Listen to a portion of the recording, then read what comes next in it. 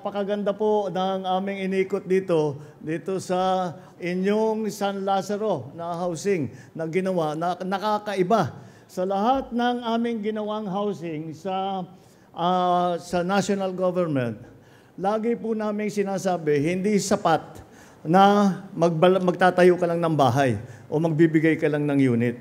Dahil ang buhay ng tao ay hindi pabahay lamang. Ngayon lang ako nakakita na merong health center sa loob. Kaya yung mga nakatira dito, hindi na kailangan lumabas pa ng building nila. We will share the credit, pero ang katotohanan, gawain po ito ng Manila City Government. Kaya magpasalamat tayo sa inyong mayor, sa inyong vice mayor, lahat ng city council, dahil ginawa nila yung Manila Urban Housing Ordinance na ginawang opisyal ang pabahay para sa mga mahihirap na Manila resident at empleyado ng gobyerno na salary grade 18 at pababa. Pagka nakita ng ibang LGU ito, gagayahin ito, asahan mo. Dahil napakagandang modelo itong ginawa ninyo. Napakapalad ninyo na ang liderato ng lungsod ng Maynila ay talagang malapit sa tao, nauunawaan ang pangangailangan ng ating mga kababayan at hindi lamang nauunawaan kung hindi ginagawang kaagad ng solusyon.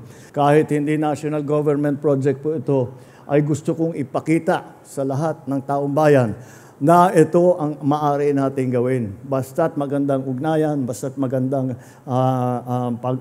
pag-coordinate ng national at saka local government, marami tayong magagawa. Ito, local government pa lang, pag pinagsama mo pati, yan na nga, yung mga funding, yung mga pondo na manggagaling sa national government, yan po, ay makikita po ninyo, ay napakalaki ang magiging benepisyo sa ating mga kababayan.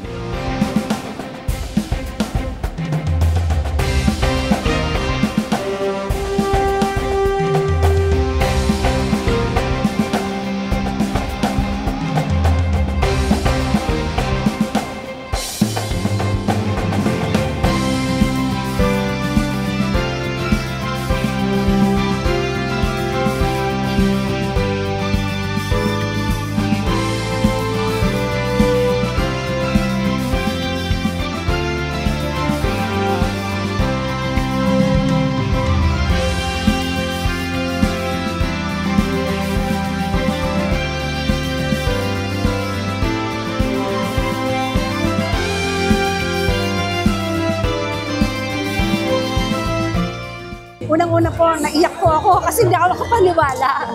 Kasi patagal mo na rin pinag-pray na mabunot ako. And naiyak ako. Ayun, tuwan-tuwa po.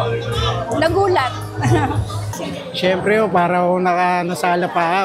Dahil ngayon lang po kami, almost 42 years sa Maynila na wala kami tirahan ng sarili. At nagpapasalamat kami kay Yorme dahil nga sa kanya lang kami nagkaroon ng pagkakataon magkaroon ng sariling maisip, ano namin ng bahay namin talaga na maganda, maayos at maliwalas po. Maganda po. Kumbaga malaking tulong po para sa aming mga empleyado na mababang sweldo na hindi makaka-afford na umupa ng malaki. Kaya nga po, tuwan-tuwa kami lahat ng mga mababang sweldo na nagkaroon kami ng ganyan pa bahay.